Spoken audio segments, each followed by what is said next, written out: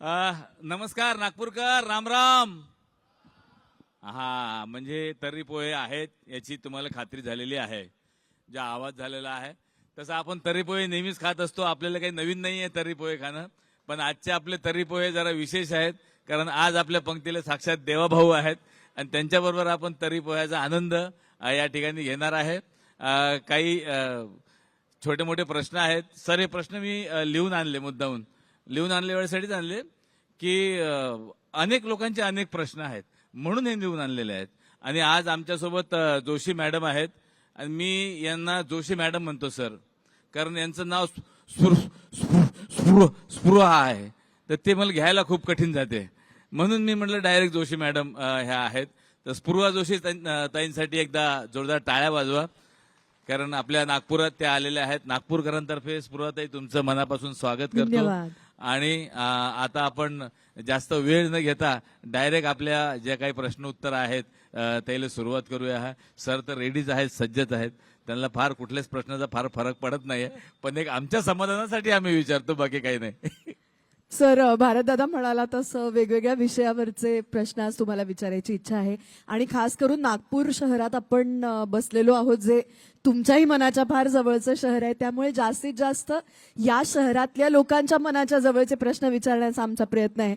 पण तरी सुद्धा पुढे जायच्या अगोदर, म्हणजे एकदम सिरियस विषयाला हात घालायच्या अगोदर मला तुम्हाला एक साधासा प्रश्न विचारायचा आहे की आपण सगळे जेव्हा लहान असतो तेव्हा पाहुणे आपल्या घरी येतात आणि आपल्याला विचारतात मोठेपणी कोण होणार.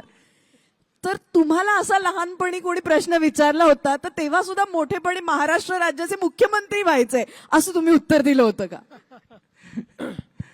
नाही, प्रश्न तर त्यावेळेस विचारला जायचा, पण मी कधीच असं उत्तर दिलं नाही, कारण मी साधा नगरसेवक होईल असं देखील मला कधी वाटलं नव्हतं, किंबहुना मी राजकारणात जाईल असं देखील मला वाटलं नव्हतं. त्यामुळे मी कधीच असं उत्तर दिलं नाही. आणि मी नेहमी सांगतो की जेव्हा नगरसेवक झालो त्यावेळेस असं वाटलं की बापरे, आपण किती मोठे झालो, आता याच्यापेक्षा अजून काय मोठं होऊ शकतो. मग महापौर झालो त्यावेळेस असं वाटलं की जीवनाची इतिश्री झाली, यापेक्षा काय अजून मोठं होऊ शकतो. मग आमदार झालो तर असं वाटलं की बाबा हे फारच झालं आपल्याकरता. असं करता करता कधी मुख्यमंत्री झालो ते कळलं नाही, कधीच विचार केला नव्हता. मला असं वाटतं की नागपूरकरांचे आशीर्वाद, महाराष्ट्रातल्या जनतेचे आशीर्वाद, नेत्यांचे आशीर्वाद आणि ईश्वराचे आशीर्वाद यामुळे इथपर्यंत पोहोचलो. तुम्ही आता पण बोलले नागपूरकरांचे आशीर्वाद. तुम्ही नेहमीच नागपूरकरांबद्दल चांगलं बोलत असता. मागे एका भाषणात तुम्ही बोलले की नागपूरकरांचे खूप आभार आहेत, उपकार आहेत. तर आता तुमच्या नागपूरकरांबद्दल काय भावना आहेत? बघा, नागपूरचं एक आपलं कल्चर आहे, एक नागपूरची संस्कृती आहे आणि त्या संस्कृतीत मी मोठा झालो आहे. त्यामुळे जगाच्या पाठीवर कुठेही गेलो तरी नागपूरचं आकर्षण हे असतं. त्या नागपूरच्या संस्कृतीचं एक त्याची आवड असते. नागपूरबद्दल एक मी महत्वाची गोष्ट सांगतो की हे शहर खूप मोठं झालं आहे, मेट्रो शहर आहे. महाराष्ट्रामध्ये मुंबई आणि पुण्यानंतर सर्वाधिक लोकसंख्येचं शहर आहे. पण आजही नागपूरमध्ये आम्ही कोणाचा पत्ता प्लॉट नंबरने सांगत नाही. आजही आम्हाला माणसं माहिती आहेत. हा याच्या बाजूला राहतो, तो त्याच्या बाजूला, भोयरच्या बाजूला राहणार नाही का रे, तो देशपांडेच्या जवळ राहणार नाही का रे, असाच पत्ता इथे सांगितला जातो. त्यामुळे आज मेट्रो शहरांमध्ये जे काही बाजूच्या फ्लॅटमध्ये कोण आहे हे देखील लोकांना माहिती नाही आहे. पण नागपूरमध्ये असं नाही. नागपूरने अजून ते कल्चर जिवंत ठेवलंय. सगळ्यांना सगळे माहिती आहे तिथे. वा सर, पण म्हणजे खऱ्या अर्थाने तुम्ही मनाने अजून नागपूरकरच आहात, मुंबईकर काही झालेला नाही. आजच एका मुलाखतीमध्ये राज ठाकरेंनी मला तसे मुंबईच्या बाहेरचं ठरवलेलं आहे. त्याच्यामुळे आता मी सर्टिफाईड नागपूरकर आहे. नाही, मी तेच विचारणार होतो तुम्हाला, किंवा मुंबई असा एक आता प्रश्न ते विचारला की मुंबईचा विकास करायचा असेल तर मुंबईमध्ये जन्माला येणं गरजेचं आहे, ह्याच्याबद्दल तुमचं काय मत आहे? आता जे मुंबईला जन्माला येऊन आता म्हातारे व्हायला लागले तरी विकास करू शकले नाही, ते काय विकास करणार आहेत? जो काही विकास, बघा, एक गोष्ट तर मान्य करावी लागेल, मुंबईच्या विकासामध्ये पहिलं नाव कोणाचं घेतलं जात असेल तर ते नितीन गडकरींचं घेतलं जातं, ज्यांनी 55 उड्डाणपूल तयार केले, वरई बांद्रा सीलिंग तयार केली. आणि त्यानंतर मुंबईचा 360 डिग्री विकास हा मोदीजींच्या नेतृत्वाखाली मी आणि एकनाथ शिंदेंनी केला. करेक्ट. सर, नागपूरमध्ये आता 2023 2014च्या पूर्वीचं नागपूर आणि आता आपण 2026 सालामध्ये आहोत, तर इतक्या वर्षांमध्ये या शहरामध्ये काय बदल घडला असं वाटतं? मला असं वाटतं की या शहराला खूप आधुनिकता आली.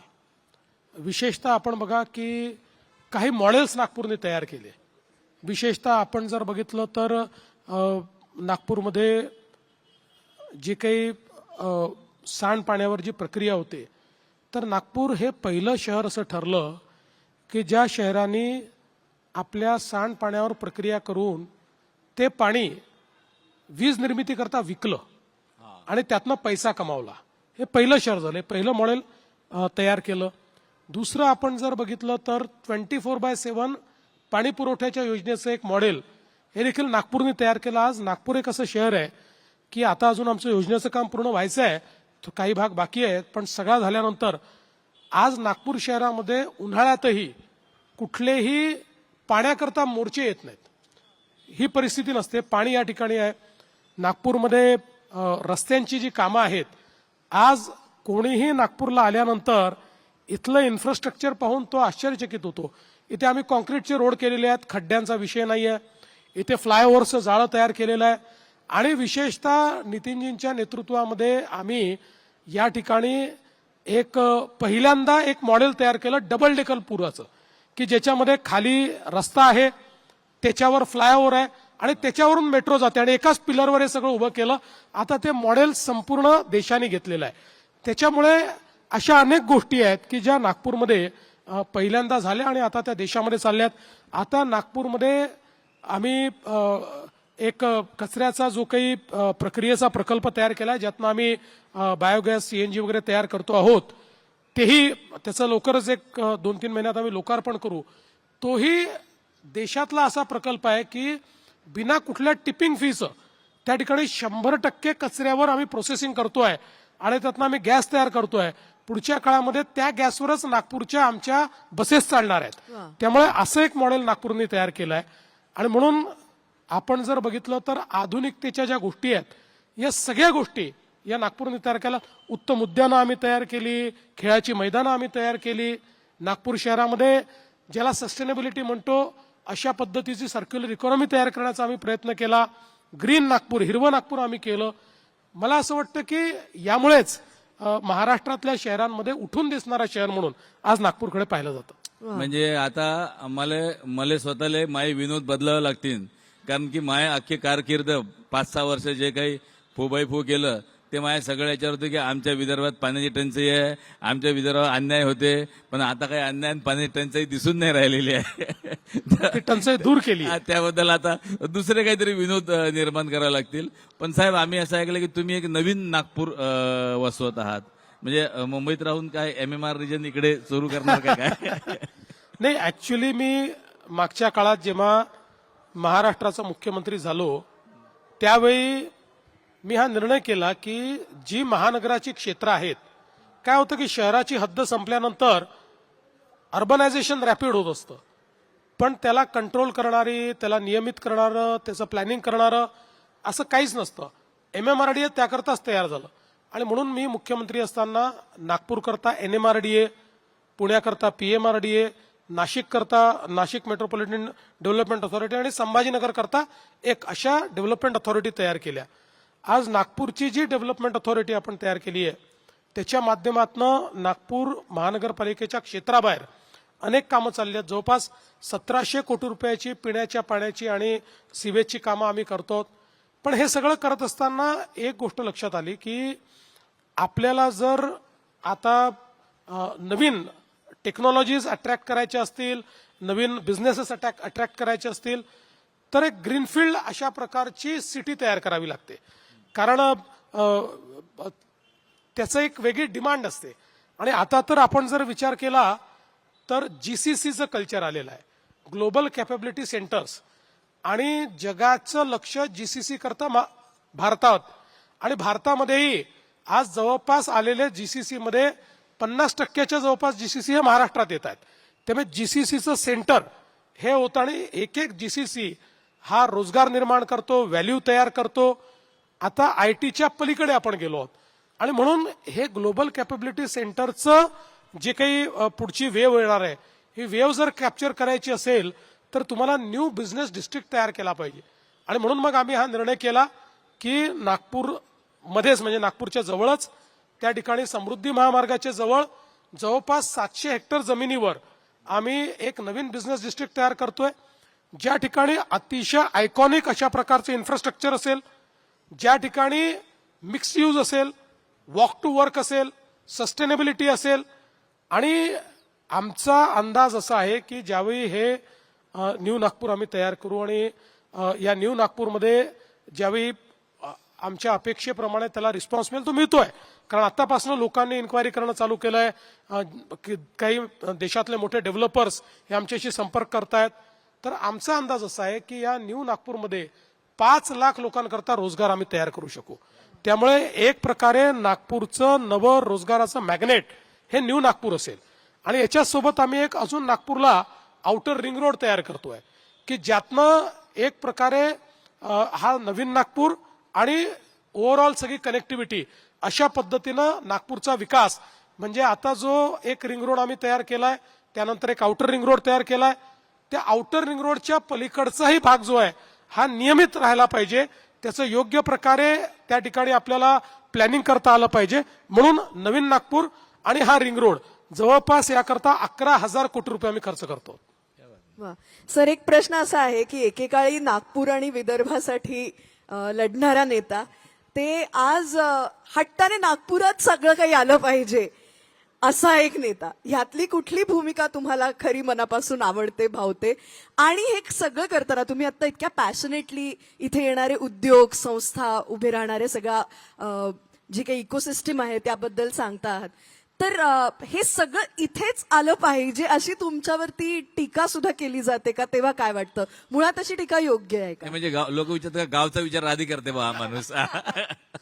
नाही, ही टीका योग्य नाहीच, कारण नागपूरचा एक मोठा बॅकलॉग होता. खरं तर नागपूरचा आपण विचार केला तर नागपूर हे राजधानीचं शहर होतं, सीपीएन बरारची राजधानी होती. संयुक्त महाराष्ट्र करण्याकरता नागपूरने बलिदान केलं आणि उपराजधानी होणं मान्य केलं. पण त्यावेळी नागपूर आणि विदर्भाला जी काही आश्वासनं दिली गेली होती ती पाळली गेली नाहीत. आणि म्हणून जेव्हा आम्हाला संधी मिळाली, मी असेल किंवा गडकरी साहेब असतील, आम्ही आपल्या नजरेसमोर नागपूर नेहमी ठेवलं. नागपूरचा विकास झाला पाहिजे, इथे नवीन संस्था आल्या पाहिजेत, इथे उद्योग आला पाहिजे, याकडे लक्ष दिलं. पण हे करताना इतर ठिकाणी दिलं नाही असं नाहीये. आज बघा, मुंबईचं बदललेलं स्वरूप हे आम्हीच केलेलं आहे. पुण्याची मेट्रो असेल, पुण्याचं बदललेलं स्वरूप हे आम्ही केलंय. संभाजीनगरमध्ये एवढी मोठी आज औद्योगिक ॲग्लोमरेशन आणि पहिली स्मार्ट सिटी त्या ठिकाणी इंडस्ट्रीयल टाउनशिप तयार केली, ती आम्हीच केली. समृद्धीचा महामार्ग हा केवळ नागपूर करता नाही तर संपूर्ण त्या रस्त्यावरचे जेवढे शहर आहेत त्यांना एक प्रकारे औद्योगिक ॲडव्हान्टेज देतोय, तो देखील आम्हीच केला. अमरावतीला टेक्सटाईल हब असेल ते देखील आम्हीच केलं.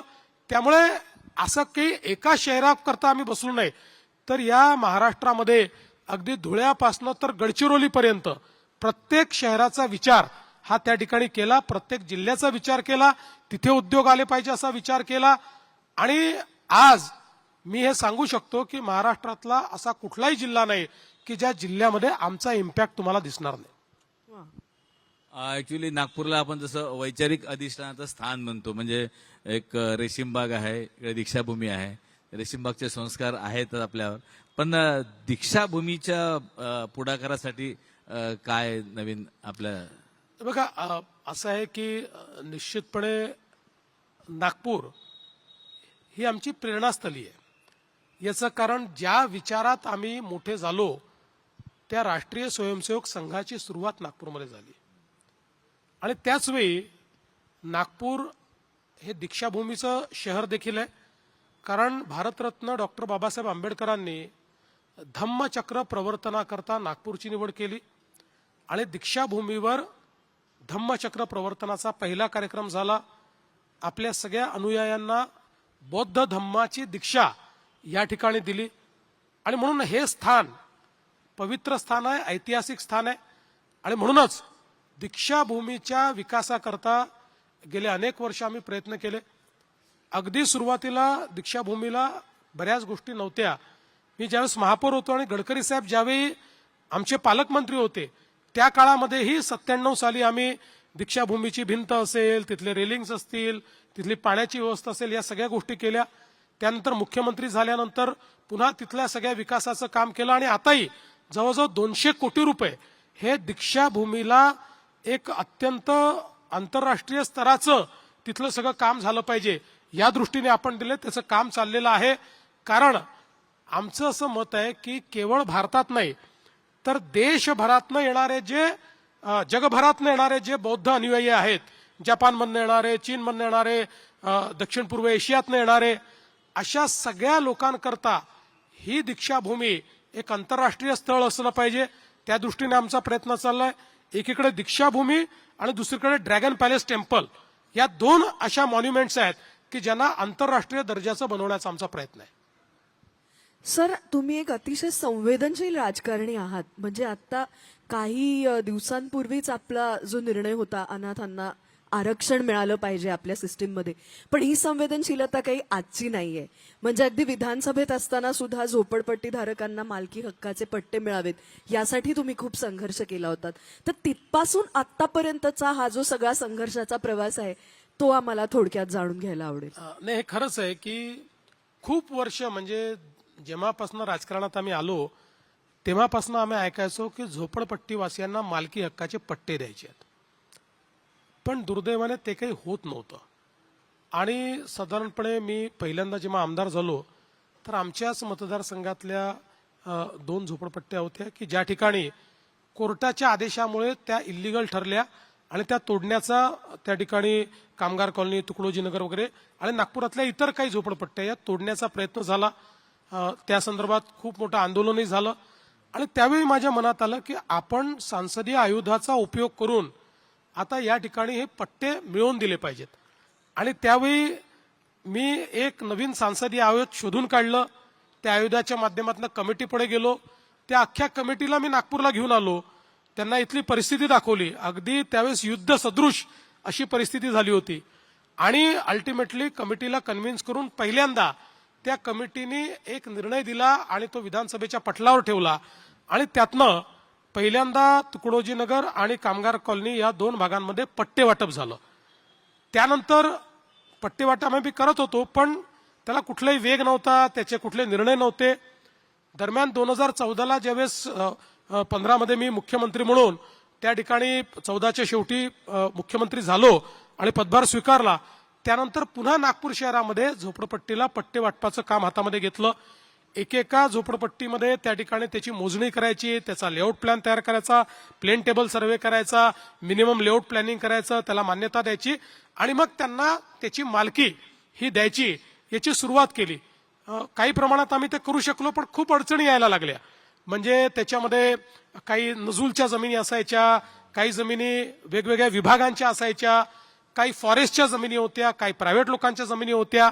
असं करता करता मग नंतर पुन्हा ज्यावेळेस मी आता मुख्यमंत्री झालो, मध्यंतरी उपमुख्यमंत्री होतो, त्यावेळेस पुन्हा काही GR बदलले, आता काही GR बदलले आणि आता जवळपास नागपूरमध्ये किमान 25,000 झोपडपट्टी धारकांना त्यांच्या घराचा मालकी हक्काचा पट्टा आम्ही त्या ठिकाणी देतो आहोत. आणि यात सगळ्यात महत्वाचं काय आहे तर 2 असे निर्णय आम्ही त्या ठिकाणी मिळवले की जे कदाचित कोणी इमॅजिनच केले नव्हते. त्यातला पहिला झुडपी जंगल हा जो काही एक विषय होता की ज्याच्यावर 50 वर्ष राजकारण चाललंय.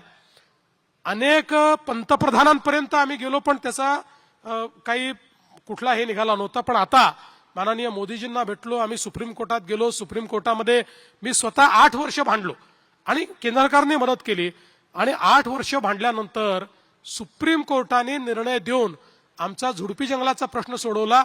त्यामुळे आमचे अनेक प्रोजेक्ट्स तर मोकळे झालेच पण त्यासोबत त्या झुडपी जंगलावर बसलेल्या ज्या झोपडपट्ट्या होत्या नागपूर शहरातल्या किंवा विदर्भातल्या, कारण हा फक्त विदर्भाचा प्रश्न होता, त्या सगळ्यांना आता आम्ही मालकी हक्काचा पट्टा त्या ठिकाणी देतो आहोत. आणि एवढंच नाही तर खासगी जमिनीवर जे लोक बसलेले आहेत त्यातही आम्ही विन विन फॉर्म्युला काढला. जो काही जमीन मालक आहे त्याला तर ती जमीन परत मिळणार नाहीये. त्याला आम्ही सांगितलं की तू 50 वर्ष लढतोय, तुला काहीच मिळत नाही.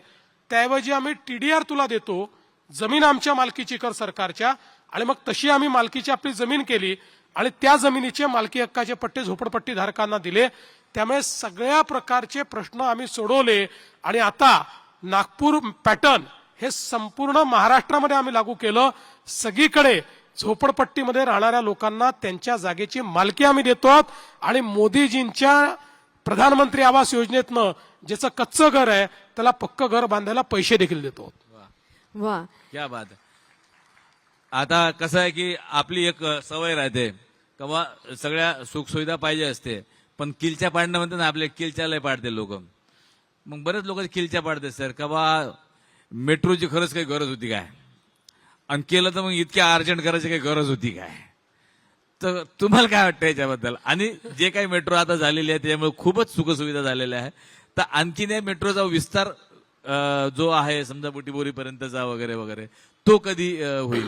नाही, आपण अतिशय योग्य गोष्ट बोललात. कारण ज्यावेळेस आम्ही मेट्रो करायचा निर्णय घेतला हा, त्यावेळी असं बोलणारे लोक होते, किलच्या नागपूरला पाडणारे. मेट्रो चालणारच नाही, ही धावणारच नाही, लोक याच्यात बसणारच नाही, असे खूप लोक होते. पण आम्ही तो निर्णय घेतला.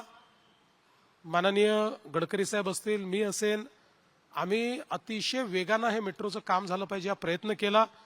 त्याकरता एक मी मुख्यमंत्री म्हणून विशेष कंपनी तयार केली, नागपूर मेट्रो नावाची. आता तीच कंपनी महामेट्रो झाली आहे, जी संपूर्ण भारतामध्ये महाराष्ट्रात आता मेट्रोचं काम करते. ही कंपनी आम्ही तयार केली आणि या कंपनीच्या माध्यमातून मेट्रोचं काम सुरू केलं. मला सांगताना आनंद वाटतो, देशामध्ये फास्टेस्ट तयार झालेली मेट्रो ही नागपूरची मेट्रो आहे, सगळ्यात वेगानं फास्टेस्ट मेट्रो. आणि त्याचा 40 किलोमीटरचा पहिला टप्पा आम्ही त्या ठिकाणी पार केला.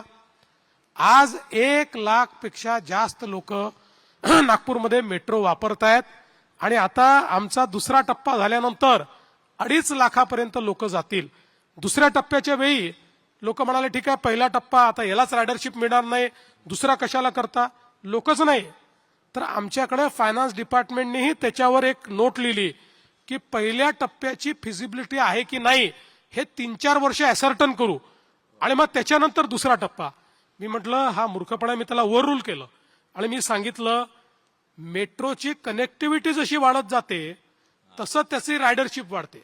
रायडरशिप पाहून कनेक्टिव्हिटी करायची नसते, कनेक्टिव्हिटीने रायडरशिप वाढत असते. आणि म्हणून मग आम्ही त्याचा 44 किलोमीटरचा दुसरा टप्पा, त्याचं कामही अतिशय वेगानं चाललेलं आहे आणि आता लवकरच आम्ही तिसऱ्या टप्प्याचाही विचार करतो. मेट्रो एक अशा प्रकारचं ट्रान्सपोर्ट आहे की एकदा मेट्रो झाली की ते मेजर ट्रान्सपोर्ट बनतं आणि त्याला फीडर म्हणून आपण आपल्या ज्या बस सेवा आहे त्या बस सेवेचं डिझाईन असं करतो, रूटचं डिझाईन असं करतो की फीडर सेवा म्हणून त्या बसेस काम करतात आणि एंड टू एंड अशा पद्धतीचं पब्लिक ट्रान्सपोर्टेशन हे आपण तयार करतो. जे आपण मुंबईला केलं, जे आपण पुण्याला केलं, तेच आपण नागपूरला केलंय. सर, मगाशी तुम्ही असं म्हणालात की नागपूरमध्ये जवळपास 5 लाख नवीन रोजगार आता तयार होत आहेत. त्या अनुषंगाने मला विचारायचं की मिहानमध्ये आतापर्यंत आपण कुठवर आलेलो आहोत, काय प्रगती झाली आहे, आणि IIT असेल किंवा एम्स असेल किंवा IIM असेल, अशा ज्या संस्था अगोदर इथे नव्हत्या त्या आता इथं आहेत, तर अजून अशा कुठल्या संस्था पाईपलाईन मध्ये आहेत का? पहिल्यांदा तर मी आपल्याला सांगू इच्छितो की मिहान जे आहे याच्यामध्ये सुरुवातीच्या काळामध्ये त्याचा पूर्ण विकास आपण केला नव्हता. अनेक रिसेटलमेंटचे इश्यूज होते. हळूहळू हे सगळे इश्यूज आम्ही त्या ठिकाणी मार्गी लावले आणि आज मिहानमध्ये जवळपास 90% जागा आमची गेलेली. आता SEZची जागाच आमची बाकी आहे. जवळपास आता सगळी जागा आमची संपलेली आहे. त्या ठिकाणी 32 उद्योग हे सुरू झालेले आहेत. 23 उद्योग सुरू होण्याच्या तयारीमध्ये आहेत आणि जवळपास ज्या बिग 6 IT कंपन्या आहेत त्या देखील आलेल्या आहेत. म्हणजे कदाचित नागपूर हे देशातलं एकमेव शहर आहे की जिथे ऑल द 6 आर प्रेझेंट. आणि यामुळे आता त्या ठिकाणी जवळपास 1,32,000 लोकांना रोजगार मिहानच्या माध्यमातून मिळालेला आहे. आणि केवळ मिहानच नाही तर नागपूरमध्ये समृद्धी महामार्गामुळे आता इतकं मोठं इंडस्ट्रीयल ॲग्लोमरेशन तयार झालंय की मिहानसोबत बुटीबोरी जो आहे, आता पहिली बुटीबोरीचा टप्पा आमचा संपला. ऍडिशनल बुटीबोरी आम्ही केली, ऍडिशनल बुटीबोरी पण संपली. आता आम्हाला तिसरी बुटीबोरी आम्हाला इंडस्ट्रियल इस्टेट तयार करावी लागते. आणि मी तुम्हाला सांगतो म्हणजे इन्व्हेस्टमेंट तर सगळ्या फील्डच्या आल्या. म्हणजे आता इथे हेलिकॉप्टर बनवण्याची इन्व्हेस्टमेंट आलेली आहे. इथे ऑलरेडी डसॉल्ट आलेला आहे, जे पुढच्या काळामध्ये कम्प्लीट त्यांचं जे जेट विमान आहे ते या ठिकाणी तयार करणार आहे. इथे सोलर इंडस्ट्रीने डिफेन्स मॅन्युफॅक्चरिंगचं एक देशातलं सगळ्यात मोठं अग्लोमरेशन तयार केलंय. आणि यासोबत सोलर मॉड्यूल म्हणजे सोलर वेफर इनगोट आज म्हणजे आजच्या फ्रंटियर टेक्नॉलॉजीला जे सगळ्यात जास्त लागतं याची सगळ्यात मोठी इकोसिस्टीम नागपूरला तयार झाली आहे. आणि या ठिकाणी 4 मेजर इन्व्हेस्टरनी मिळून सगळ्यात मोठी कॅपॅसिटी तयार केलेली आहे. जवळजवळ 1.5 लाख कोटी रुपयाची इन्व्हेस्टमेंट ती होते. त्यातली एकाची इन्व्हेस्टमेंट कम्प्लीट होऊन प्रोडक्शन स्टेजला तो आलाय, टेस्टिंग चाललेलं आहे. आणि यातनं पहिल्या टप्प्यामध्ये 60,000 लोकांना याच ठिकाणी आणि दुसरा टप्पा आल्यानंतर 1 लाख लोकांना त्या ठिकाणी रोजगार मिळणार आहे. त्यामुळे अशा पद्धतीनं मिहान असेल किंवा एकूणच इंडस्ट्रियल इथली इकोसिस्टीम असेल, खूप मोठ्या प्रमाणात इन्व्हेस्टमेंट होते. आता सावनेरमध्ये आम्ही खतांचा कारखाना करतोय, काटोलमध्ये आम्ही त्या ठिकाणी मोठ्या प्रमाणात आता अॅग्रो फूड प्रोसेसिंगमध्ये रिलायन्स त्यांचं सगळ्यात मोठं युनिट हे त्या ठिकाणी आणतंय. त्यामुळे एकूणच जर आपण मिहानसोबत सगळी औद्योगिक इकोसिस्टीम बघितली तर जे नागपूर पूर्वीच्या काळामध्ये उद्योगात मागे होतं आता ते उद्योगाचा हॉटस्पॉट झालेला आहे. आणि समृद्धी महामार्गामुळे आणि आमच्या इन्फ्रास्ट्रक्चरमुळे जो नागपूरला येतो तो नागपूरच्या प्रेमात पडतो आणि नागपूरमध्ये इन्व्हेस्ट करतो. संत्रा प्रोसेसिंग प्लांट बद्दल काय आहे? नाही झालं चालू. आपल्या रामदेव बाबांचा जो प्रोसेसिंग प्लांट आहे तो सुरू झाला. आम्ही त्याचं उद्घाटन देखील केलं. आणि त्या प्लांटचीच कॅपॅसिटी इतकी आहे की रामदेव बाबा सांगतात जेवढे संत्रे असतील माझ्याकडे घेऊन या, मला सगळे पाहिजे. क्या बात आहे, थँक्यू. सर तुम्ही आता हे सध्या या महानगरपालिकेचं जरा वारं चालू आहे म्हणून मला जरा विचारायसाठी, तुम्ही नगरसेवक होता, तुम्ही महापौर पण होता, तर त्यावेळेसची परिस्थिती आणि आताची स्थिती ह्याच्यामध्ये काय फरक पडते? त्यावेळेसचे काही किस्से तुम्हाला आठवतात काय असे एखाद दुसरे? बघा मी नगरसेवक होतो, महापौरही होतो. आणि मी नेहमी सांगतो की नगरसेवक आणि महापौराचा जॉब हा फार टफ आहे. फर्स्ट पॉइंट ऑफ कॉन्टॅक्ट तो आहे. म्हणजे मला आजही आठवतं मी 21व्या वर्षी नगरसेवक झालो. खूप आम्ही रात्री वरात बिरात काढली, जे काय काढतात, जुलूस झाला रात्री 12 वाजेपर्यंत. तेव्हा काही निर्बंध नव्हते. 12 वाजेपर्यंत संदल बिंदल नागपूरच्या स्टाईलनी सगळं झालं. मग त्यानंतर आम्ही जेवलो बिवलो, गप्पा मारल्या. सकाळी 4 वाजता झोपलो. माझी सवय होती, आमच्या घरी समोर एक होता, त्या हॉलमध्येच मी झोपायचो. तिथे मी झोपलो आणि सकाळी 7 वाजता आमची बेल वाजली तर मी दरवाजा उघडला. आमच्याच मोहल्ल्यातले म्हणजे आमचा जो रस्ता आहे त्याच्या पलीकडच्या रस्त्याचे एक व्यक्ती, आता मी त्यांचं नाव सांगत नाही, इथले खूप लोक त्यांना ओळखतात, म्हणजे मोठे प्रतिष्ठित त्यांचं एक दुकान आहे तिकडे. तर ते माझ्याकडे आले. मी म्हटलं अरे इतक्या सकाळी सकाळी? म्हणाले माझं गटर चोक झालं म्हणून तुमच्याकडे कंप्लेंट करायला आलो. त्या दिवशी आपण काय स्वीकारलं आहे हे मला समजलं. आणि मी गमतीने म्हणतो, हा गमतीचा भाग आहे, खरं नाही आहे, पण मी गमतीने म्हणतो की ज्यांनी मागच्या जन्मी पाप केलं तो नगरसेवक होतो आणि ज्यांनी महापाप केलं तो महापौर होतो. त्याच्यामुळे आता आमचे दयाशंकरजी, अनिलजी सगळे बसले आहेत महापौर, त्यामुळे त्यांनी देखील अनेकांनी या गोष्टी या ठिकाणी भोगल्या आहेत. पण मला असं वाटतं की तेव्हाच्या महानगरपालिकेत आणि आताच्या महानगरपालिकेत खूप फरक पडलेला आहे. तेव्हा नागपूर शहर हे विकासाची आस बघत होतं. म्हणजे मला आजही आठवतं, कालच मला आमच्या दयाशंकरजींनी सांगितलं की तुम्ही महापौर झालात त्यावेळी नागपूरमध्ये एकूण 8 पाण्याच्या टाक्या होत्या, आज 108 पाण्याच्या टाक्या आहेत. हा नागपूरमधला बदल आहे. आणि हा सगळा आम्ही या कालावधीमध्ये आम्ही केलेला बदल आहे. त्यामुळे मला असं वाटतं की आज नागपूर एक अतिशय आधुनिक शहर म्हणून आपल्याला पाहायला मिळतं. आता आमचा तो काळ होता की ज्यावेळी नगरसेवक फक्त रस्ता आणि गटर लाईन आणि दिवे याचा विचार करायचे. आता तर दिवे वगैरे हा प्रश्नच संपला. म्हणजे अक्षरशः तो काळ असा होता. आमचे कृष्णा खोपडे या ठिकाणी आहेत, तेही आम्ही एकत्रच नगरसेवक झालो. तर अक्षरशः कॉम्पिटिशन असायची. म्हणजे जो स्टोअर कीपर आहे तो दिवे जो त्या ठिकाणी ठेवायचा, दिवे सुधारण्याचा, त्याला पटवून त्याच्याकडनं दिवे घेऊन आपल्या वॉर्डात दिवे लावणं हे एक दिव्य होतं त्या काळामध्ये. आता या सगळ्या गोष्टी कराव्या लागत नाही. आता खूप पुढे आम्ही त्यात चाललो गेलो आहे. त्यामुळे मला असं वाटतं की आता एक आधुनिक अशा प्रकारची महानगरपालिका आपल्याला पाहायला मिळते. सर, पण याच अनुषंगाने मला एक तुम्हाला विचारायचं आहे, हे खरं आहे का की जर का त्यावेळेला त्या निवडणुका 6 महिने पुढे गेल्या नसत्या तर कदाचित तुम्ही नगरसेवकच नसतात? नाही, हे खरं आहे. कारण मला पहिल्यांदा ज्यावेळी सांगितलं होतं की या वॉर्डातनं तुला लढायचं आहे असं मला सांगितलं, त्यावेळी मी कोणाला सांगितलं नाही, माझं वय झालं नव्हतं, माझं वय पूर्ण व्हायचं होतं. पण आमच्याकडे त्या काळामध्ये ती निवडणूक थोडी पुढे ढकलली गेली. म्हणजे पहिल्यांदा आमची महानगरपालिका सस्पेंड झाली होती, ते काँग्रेसचंच आपापसातल्या भांडणामध्ये. मग हे 74व्या अमेंडमेंट येणार होतं, मग महिला आरक्षण होतं. अशा ह्याच्यात ती काही काळ पुढे गेली आणि ती जशी पुढे गेली तसं म्हणजे माझं वय भरलं आणि त्याच्यामुळे मला ज्यावेळेस ऍक्च्युअल लढायची वेळ आली त्यावेळेस माझं वय त्या ठिकाणी होतं. वा. सर, महापालिका निवडणुकांच्याच अनुषंगाने एक प्रश्न विचारते. हल्लीचा काळ असा आहे, आपण बघतो सोशल मीडियामुळे कोणीही उठतं आणि एखादं वाक्य लिहून टाकतं आणि त्याच्यानंतर ट्रोलिंगचा सिलसिला सुरू होतो. साधं आपल्या गल्लीच्या टोकावर एक कचरा कुंडी आहे तरी आपण महाराष्ट्राच्या मुख्यमंत्र्यांना दोष देऊन मोकळे होतो. मला आज अनेक तरुण हा आपला इंटरव्ह्यू बघत असतील. मला तुम्हाला अशी विनंती करायची आहे की कुठल्या गोष्टीसाठी आपण कुणाला अकाउंटेबल धरलं पाहिजे, ही सिस्टीम कशी वर्क करते हे तुम्ही प्लीज समजावून सांगावं. मला असं वाटतं स्पृहा, तुम्ही अतिशय योग्य अशा प्रकारचा प्रश्न या ठिकाणी विचारलाय. कारण आपल्या देशामध्ये, आपल्या राज्यामध्ये, आपल्या शहरांमध्ये कोणाची काय जबाबदारी आहे हे माहितीच नाहीये लोकांना. म्हणजे अनेक वेळा गडकरी साहेब आता आमचे खासदार आहेत, केंद्रीय मंत्री आहेत, पण त्यांना देखील लोक नालीची तक्रार करतात. त्यांना हे माहिती नाही की गडकरी साहेबांचा नालीशी संबंध नाही, हे महानगरपालिकेचं आहे, हे महानगरपालिकेत तक्रार केली पाहिजे. पण आम्हालाही करतात, आम्हाला सांगता येत नाही. आम्ही जर त्यांना नियम शिकवायला लागलो, आम्हाला काय सांगता, हे तर नगरसेवकाचं काम आहे, तर आम्हाला घरीच पाठवतील ते.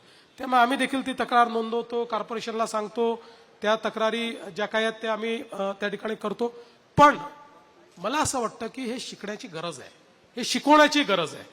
म्हणजे आपण सिव्हिक सेन्स ज्याला म्हणतो त्याच्यासोबत आपलं ऍडमिनिस्ट्रेशन काय आहे, कॉर्पोरेटरचं काम काय, आमदाराचं काम काय आहे, खासदाराचं काम काय आहे, कुठल्या गोष्टीची अकाउंटेबिलिटी कोणाची आहे, कुठली गोष्ट कोण फिक्स करू शकतो, या गोष्टी लोकांना समजवण्याची आवश्यकता आहे. कुठेतरी आपल्या सिस्टीमचा दोष आहे, आपल्या शिक्षण पद्धतीचा देखील हा दोष आहे की आपल्या शिक्षण पद्धतीतही आम्ही लहान होतो तेव्हा सिव्हिक्स शिकवलं जायचं, पण त्याच्यामध्ये लोकसभा, राज्यसभा आणि विधानसभा शिकवली जायची, तेव्हा काही कॉर्पोरेशन नाही शिकवलं आम्हाला. तर आता कुठेतरी हा बदल आपण घडवला पाहिजे आणि आपल्या सगळ्या येत्या पिढीला कोणाची जबाबदारी काय आहे हे शिकवलं पाहिजे. नाही, बरोबर आहे. म्हणजे कसं होतं की हिस्ट्री सिव्हिक्सचे पेपर 60 मार्काचा असायचा आणि हिस्ट्री 40 मार्काचा, सिव्हिक्स 60 मार्क, 20 मार्काचं. बरोबर. 20 मार्कात काय पोट्ट शिकणार आहे की नाही, त्याला समजलं तर पाहिजे. आणि एकत्रित मार्क मोजले यायचे, त्यामुळे सिव्हिक्स मध्ये 0 मिळाला तरी पास होता. सर, अजून मला असं विचारायचं होतं की तुमचा एक ओबीसी नेता म्हणून एक चेहरा लोकांसमोर आलेला आहे.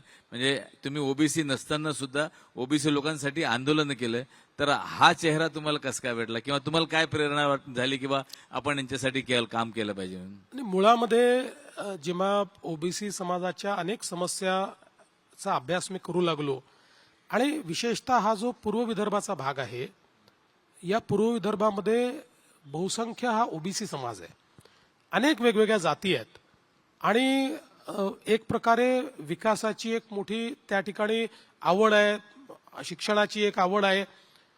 पण ज्यावेळी मी पहिल्यांदा मुख्यमंत्री झालो त्यावेळी असं लक्षात आलं की ओबीसी समाजाला जे काही आरक्षण मिळतं त्या आरक्षणाकरता त्यांना एक नॉन क्रिमिलेअरचं सर्टिफिकेट घ्यावं लागतं आणि नॉन क्रिमिलेअरचं सर्टिफिकेट घेण्याकरता तुमचं उत्पन्न किती आहे हे दाखवावं लागतं.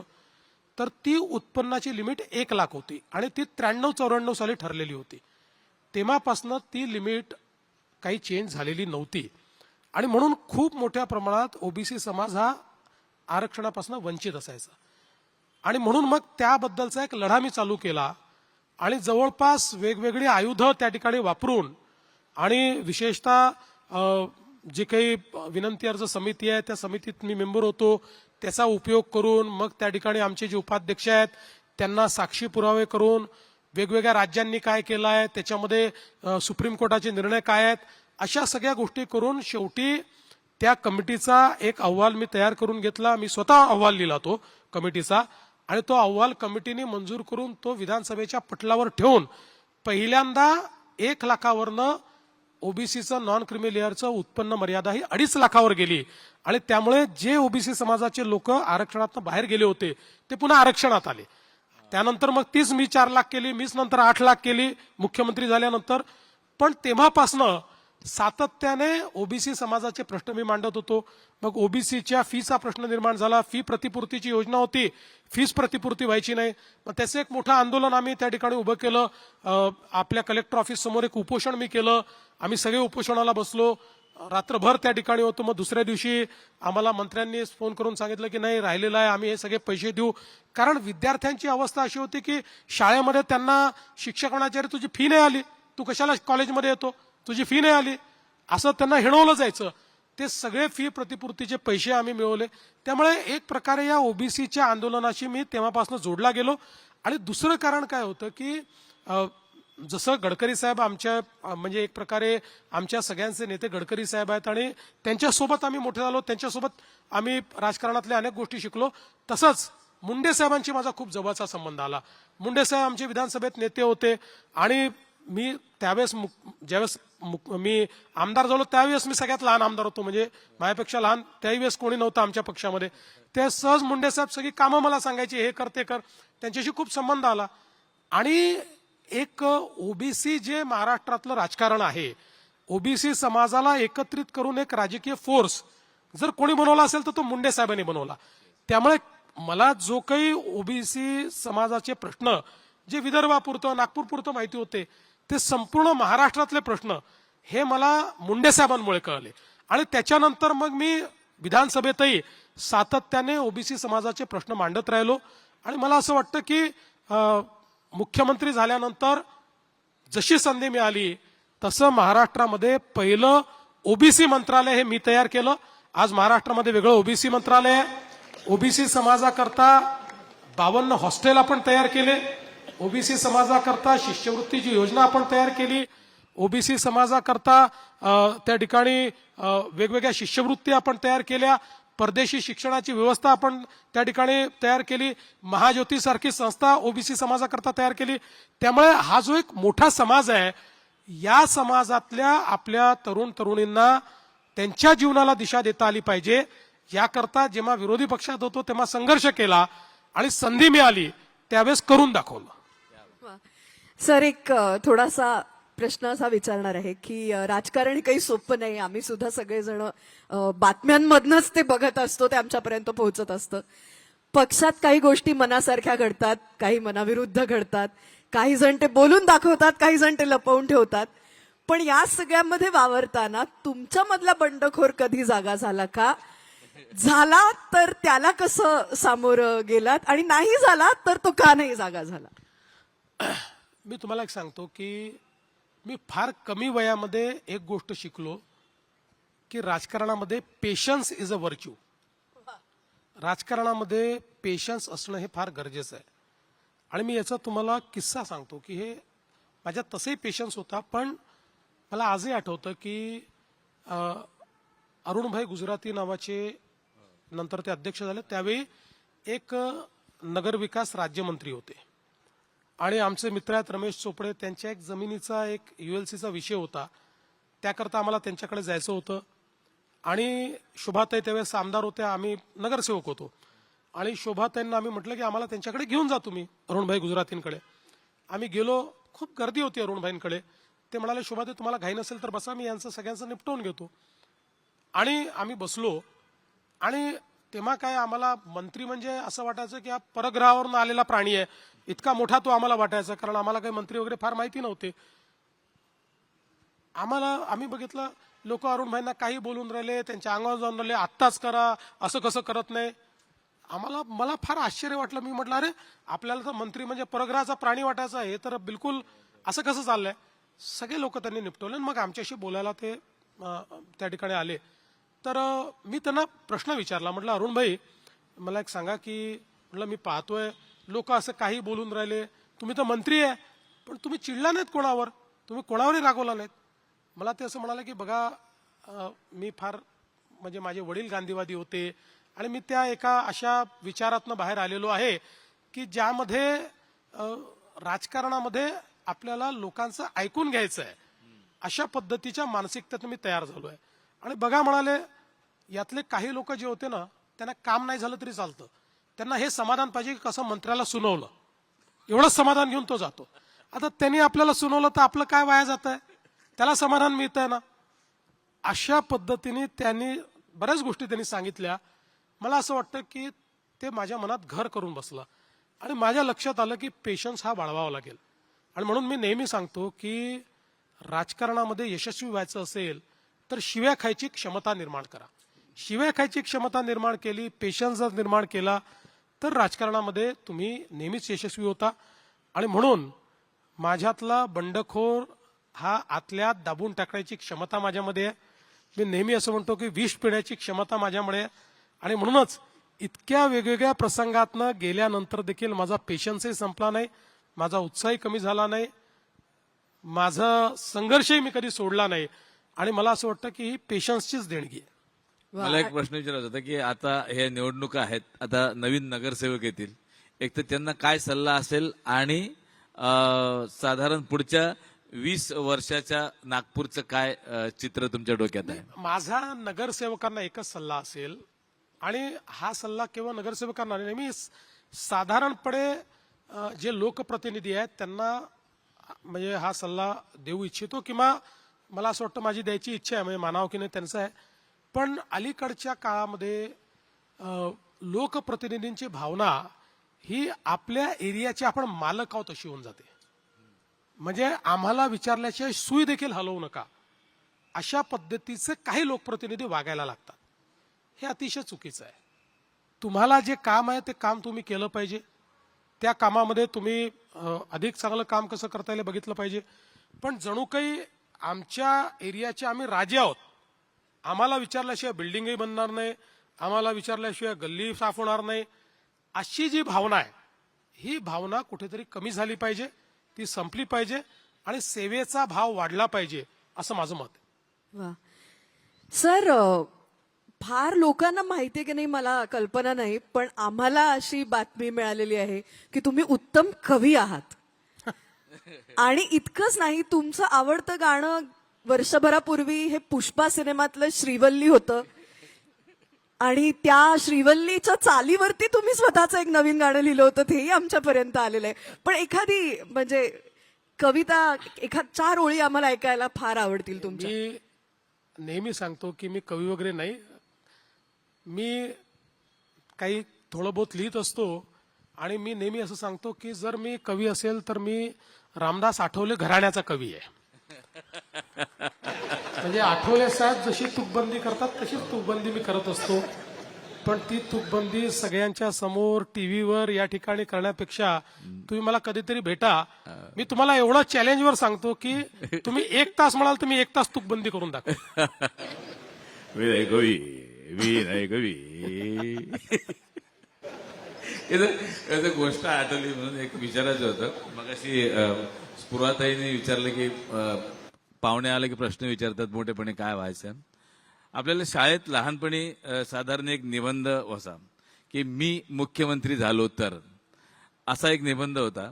तर मला हे असं तुम्हाला विचारायचं होतं की आता त्या निबंधातला काही भाग शिल्लक राहिलेला आहे का पूर्ण निबंध तुम्ही संपवलेला आहे असं तुम्हाला वाटतं की अजून काहीतरी आहे? मी तुम्हाला एक सांगतो, जीवनामध्ये निबंध लिहिणं कधीच बंद करायचं नाही. निबंध लिहिणं बंद केलं की तुम्ही संपलात. रोज नवीन चॅप्टर लिहावा लागतो. पुन्हा नव्या उमेदीने, पुन्हा नव्या उत्साहाने एक नवीन चॅप्टर लिहायचा असतो. आणि जीवन इतकं वेगवान आहे की त्या वेगवान जीवनामध्ये तुम्ही जर नवीन चॅप्टर लिहिला नाही तर तुम्ही ऑब्सोलीट होता, तुम्ही संपून जाता. आणि म्हणून मी मुख्यमंत्री झालो तर असा निबंध सुदैवाने मला कधीच लिहावा लागला नाही, मी डायरेक्ट मुख्यमंत्रीच झालो. पण आता मुख्यमंत्री झाल्यानंतर निश्चितपणे महाराष्ट्राच्या विकासाचा निबंध हा मी रोज लिहितो, पुढेही लिहिणार आहे आणि नुसतं निबंध लिहिणार नाही, जे लिहिलंय ते करून दाखवणार आहे. वा वा वा. आणखी त्याला जोडून एक प्रश्न आहे. हा तर झाला महाराष्ट्राचा, मी मुख्यमंत्री झालो तर. मी पंतप्रधान झालो तर हा निबंध लिहायची इच्छा आहे काय? बघा, ती जी जागा आहे ना, त्या जागेमध्ये वॅकन्सीच नाही आहे, हे लक्षात ठेवा. 29 नंतरही माननीय मोदीजीच देशाचे पंतप्रधान होतील. सर, बऱ्यापैकी चर्चेच्या शेवटी आपण आलोय. एक प्रश्न विचारते आणि मग आमच्या मनातले रॅपिड फायरचे 4 प्रश्न आम्ही विचारणार आहोत. पण या सगळ्या पलीकडे जाऊन, सत्ते पलीकडे जाऊन सुद्धा लोकांनी तुम्हाला कशासाठी लक्षात ठेवावं असं तुम्हाला वाटतं? बघा, अनेक गोष्टींकरता लोकांनी मला लक्षात ठेवावं असं वाटतं, पण अनेक गोष्टी अजून करायच्या आहेत. जसं आज इन्फ्रास्ट्रक्चर करता लोक मला ओळखतात, जलयुक्त शिवार करता मला ओळखतात. असे अनेक गोष्टी मी करू शकलो की ज्याकरता लोक मला ओळखतात. पण मला असं वाटतं की अभि तो ट्रेलर आहे, पिक्चर अभि बाकी आहे. अरे वा. अजून खूप गोष्टी मला करायच्या आहेत. आणि मी खरं सांगू, हे मनातनं सांगतो, मला एवढंच पाहिजे की लोकांनी एवढं लक्षात ठेवावं की हा माणूस चांगला होता, काहीतरी चांगलं करून गेला. एवढं आपल्याबद्दल बोललं तरी पुरे आहे. थँक्यू. एक आपल्याला मुंबईला आपण साधारण म्हणतो की मुंबई इकॉनॉमिकल हब आहे किंवा आर्थिक राजधानी आहे. तशी नागपूर पण आर्थिक राजधानी व्हावी असं या बाबतीत काही पावलं आपल्या? नागपूर ही सांस्कृतिक राजधानी आहे. हा, सांस्कृतिक राजधानी. त्यामुळे विचार हे नागपूरमधनं तयार होतात आणि ते देशभरामध्ये जातात. त्यामुळे मला असं वाटतं की नागपूरचं जे विचारांचं सौंदर्य आहे ते आम्हाला टिकवायचं आहे. आर्थिक राजधानी एकच पुरे आहे.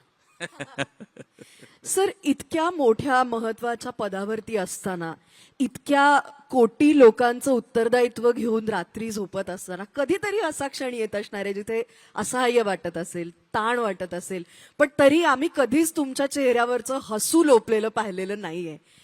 काय सांगून स्वतःला तुम्ही रोज रात्री झोपता?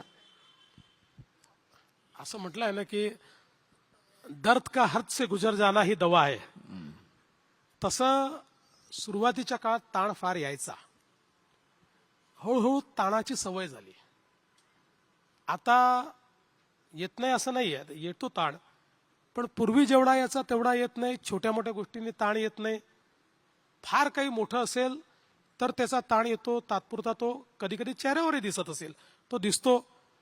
पण मला असं वाटतं की आता इतक्या वर्षाच्या अनुभवानंतर मी स्वतःला म्हणजे आधीपेक्षा जास्त प्रगल्भ समजतो, मॅच्युअर समजतो. त्यामुळे माझं हास्य हे कायम आहे. आमचे प्रश्न साधारणतः संपले आहे. एक मला स्वतःचे पर्सनल प्रश्न विचारत होता की एवढ्या सगळ्या प्रवासात एवढं सगळं झालंय, एक नगरसेवकापासून मुख्यमंत्र्यापर्यंत आणि राष्ट्रीय पातळीवर तुमची ओळख आहे नेता म्हणून, पण ऐसा रहता ना साला ये रह गया यार इस भाग दौड़ में, अशी कुठली गोष्ट आहे का ये करना था यार? आहे एक गोष्ट निश्चितपणे आहे, ती म्हणजे मला एक खूप इच्छा होती की LLB झाल्यानंतर बार ॲट लॉ करण्याकरता आपण परदेशात जावं, बॅरिस्टर व्हावं, बार ॲट लॉ करावं आणि त्याच्यानंतर प्रॅक्टिस करावी. तर मला परदेशात बार ॲट लॉ करायला जाता आलं नाही, कारण मी फायनल इयरला असताना नगरसेवक म्हणून निवडून आलो. अर्थात त्यानंतर मला एक संधी मिळाली, पण ती संधी वेगळी मिळाली. मला प्रोजेक्ट मॅनेजमेंटच्या कोर्सवर नॉमिनेशन मिळालं जर्मनीमध्ये आणि मी त्या ठिकाणी ते प्रोजेक्ट मॅनेजमेंटचा डिप्लोमाचा जो कोर्स होता तो त्या ठिकाणी करू शकलो. पण मला ते जे काही मला वकील बनायचं, वकील तर बनलो, पण प्रॅक्टिस करायची होती, ती प्रॅक्टिस मी करू शकलो नाही. पण त्याचं कम्पेन्सेशन हे मी विधानसभेत काढून घेतो आणि विधानसभेमध्ये जनतेचा वकील म्हणून त्या ठिकाणी बाजू भक्कमपणे नक्की मांडतो. नक्की नक्की. एक छोटासा प्रश्न राहिला होता नागपूरकरांचा आहे नाग नदीच्या संदर्भात, कारण की 2023 मध्ये जे काही मोठं हे आलेलं आहे, आपल्याकडे संकट आलंय नाग, तर त्या संदर्भात काही नवीन? मला असं वाटतं की आम्ही नाग नदीचा विषय फार गांभीर्याने घेतला. साधारण 2017 साली एक नाग नदीचा प्रकल्प हा आम्ही केंद्र सरकारच्या मार्फत जायकाला पाठवला होता. जपानची जी फंडिंग एजन्सी आहे 2000 कोटीचा, 2019 मध्ये त्याला आम्हाला मान्यता मिळाली. त्यानंतर मध्ये आपल्याला माहिती आहे की माननीय उद्धवजींचं सरकार होतं, त्यामुळे सगळ्याच गोष्टींवर स्थगिती होती, त्यामुळे तो अडला. पुन्हा आमचं सरकार आल्यानंतर गडकरीजींनी आणि मी त्याला मोठ्या प्रमाणात चालना दिलेली आहे आणि आता त्याचे टेंडर्स देखील झालेले आहेत, काही कामं देखील सुरू झालेली आहे. आम्हाला आमचं स्वप्न आहे, गडकरीजींचं माझ्यापेक्षा पुढचं स्वप्न आहे. माझं स्वप्न आहे की नागपूरची नाग नदी ही निर्मल आणि अविरल वाहताना मला पाहिजे आहे आणि गडकरी साहेबांना त्या नाग नदीमध्ये वॉटर ट्रान्सपोर्ट सुरू करायचं आहे. क्या बात आहे, जोरदार टाळ्या. आता आम्ही रॅपिड फायर राऊंड सुरू करतोय एक एक. आणि एकच तुम्हाला फक्त सांगायचं की या रॅपिड फायर नंतर एक छोटस सरप्राईज तुमच्यासाठी इथे प्लॅन्ड आहे. सरप्राईज तयार ठेवा. सरप्राईज तयार ठेवा.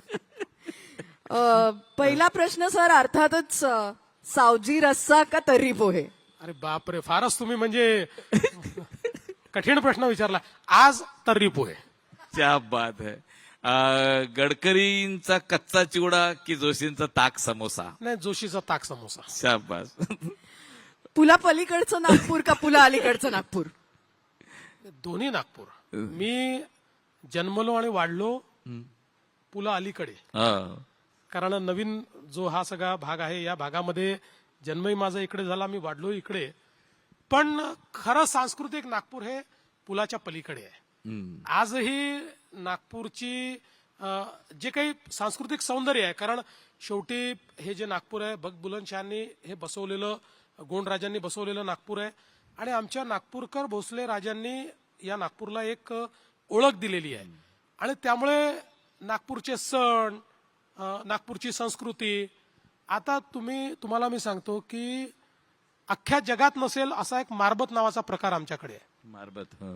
काळी मारबत, पिवळी मारबत, या दोन मारबती निघतात. या मारबतींचा काय अर्थ आहे? इडा पिडा जी आहे ती आम्ही त्या मारबतीसोबत दहन करून टाकतो, असं नागपूरकरांचं मत आहे की पिवळी मारबत आणि काळी मारबत ही काढली, त्याची मिरवणूक काढली आणि त्यांना झालं की आपली इडापिडा संपली, त्या भेटतात एकमेकीला. आता हा सण तुम्हाला दुसरीकडे कुठे दिसणारच नाही. नाही. तर हे जे एक मला असं वाटतं एक सांस्कृतिक सौंदर्य आहे ते आपल्याला पुला पलीकडे पाहायला मिळतं. आणि एक आधुनिक नागपूर जे आहे ते आधुनिक नागपूर तुम्हाला पुलाच्या अलीकडे किंवा या नवीन भागामध्ये पाहायला मिळतं. म्हणजे होळीच्या दुसऱ्या दिवशी काढतात मारबत. हा हा. सर, कविता की शेरो शायरी? हा पण सावजी आणि तर्री पोह्यासारखाच प्रश्न आहे. दोन्ही आवडतं मला, म्हणजे आता त्यातनं चूज करणं कठीण आहे. पण विधानसभेमध्ये शेरो शायरी, बाकी कविता.